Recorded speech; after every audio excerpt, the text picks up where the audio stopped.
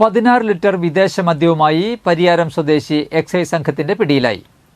പരിയാരം സ്വദേശി ആന്റണി ഡേവിസ് എന്ന അന്തപ്പനാണ് ചാലക്കുടി എക്സൈസ് സംഘത്തിന്റെ പിടിയിലായത്. ഇരുചക്ര വാഹനത്തിൽ ആവശ്യക്കാർക്ക് മദ്യം എത്തിച്ചു കൊടുക്കുന്ന രീതിയാണ് പ്രതി സാധാരണ ചെയ്യാറുള്ളത്. 1-ാം തീയതി പ്രമാണിച്ച് ഇരുചക്ര വാഹനത്തിൽ മദ്യം വിൽപ്പന നടത്തുന്ന പ്രതിയെ ഞായറാഴ്ച രാവിലെ 16 ലിറ്റർ മദ്യവുമായി എക്സൈസ് സംഘം പിടികൂടുകയായിരുന്നു. ഓണം പ്രമാണിച്ച് എക്സൈസ് നടത്തുന്ന സ്പെഷ്യൽ ഡ്രൈവിന്റെ ഭാഗമായാണ് ചാലക്കുടി എക്സൈസ് സംഘം പ്രതിയെ പിടികൂടിയത്.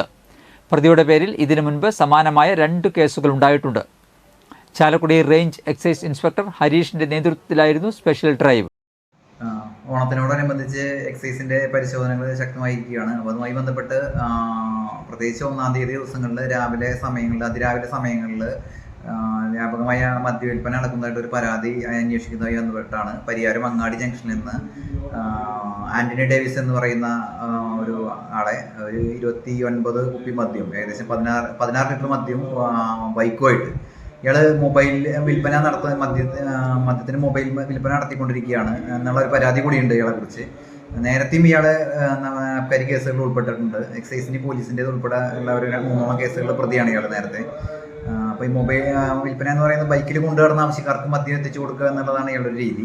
അപ്പോൾ അത് അതിരാവിലെ സമയങ്ങളിൽ ഇങ്ങനെ നടക്കുന്നതായി പരാതി അന്വേഷിക്കുന്നതിന്റെ ഭാഗമായിട്ടാണ് ഈ അങ്ങാടി ജംഗ്ഷനിൽ ഇയാളെ മദ്യമായിട്ട് പിടികൂടിയത്.